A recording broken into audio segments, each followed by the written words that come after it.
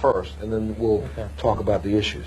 It was about a cocaine ring that operated along the west coast of the United States throughout most of the 80s.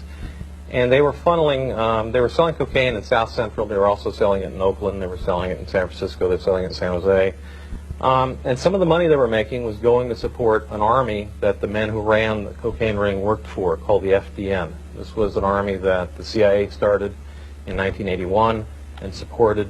Better known to us, most of us who remember news, the Contras in Nicaragua. So go right ahead. The men that were running the cocaine ring were top officials of this Contra army. And what we found was that they were selling this stuff in South Central, which is, predominantly black section of Los Angeles, immediately before the outbreak of the crack cocaine epidemic. They started selling powder. Tons and tons and tons of powder cocaine was going into this one small area of the city. And from there, they sold it to Freeway Rick. And Freeway Rick took the powder, turned it into crack, and starting in 1983, 1984, began distributing it to predominantly the gangs, the Crips and the Bloods in Los Angeles. And they spread it, from there.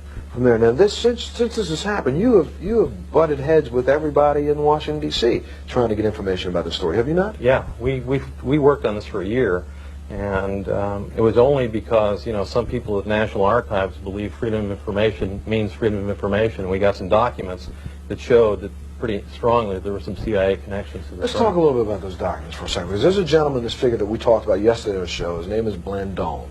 Danilo Blandón, who was a person who was a member of the aristocracy of Nicaragua before the fall of Somoza, and then he fled and comes to the United States and decides, while he's in the United States, so you can all understand this, he wants to raise money for the revolutionaries who are trying to overthrow the government that just overthrew them.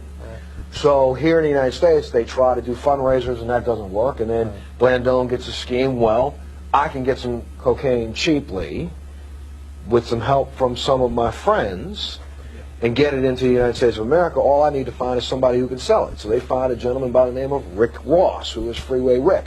Rick Ross comes in and starts selling cocaine at the terms beginning 1 or 2 grams. And within weeks, 2, 3, 4 kilos a week.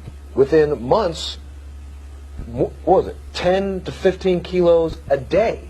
Ricky Ross was selling cocaine to the point of making $3 to $4 million a day. He sold so much cocaine, it hurt his fingers to count the money. Not only in Los Angeles, but in Cincinnati, in St. Louis, all the way across America. So some can say, and this is the reason why people are so angry at you in your article, is that Ricky Ross, the dope dealer, was supplied by the CIA because Blandón was an operative for the CIA, correct? Blandón and Meneses were working for an army that was a wholly owned subsidiary of the CIA. They were meeting with CIA agents.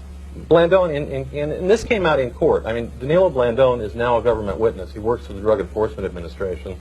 And we've paid him, I don't know, $166,000 over the last 18 months because he's such a good informant. So they put him on the witness stand in Ricky Ross's case. And he testified that in 1981, he went to Honduras. He met with the commander, the military commander of the CIA's army, and he was instructed to go raise money in California for this Contra army. And he was told that the ends justified the means. And those ends being sell cocaine if you have to. Well, look, he was in the room with the Nicaraguan representative of the Cali cartel, Mr. Meneses, and he was in the room with a government marketing expert named Danilo Blandón. Now, if they weren't talking about selling cocaine, I don't know what they were talking about. And this is all information they can find on a website. I have to use that website, but on a website on the internet. So we're going to put that up so people can go and look at these documents take a look at the documents yourself and judge it.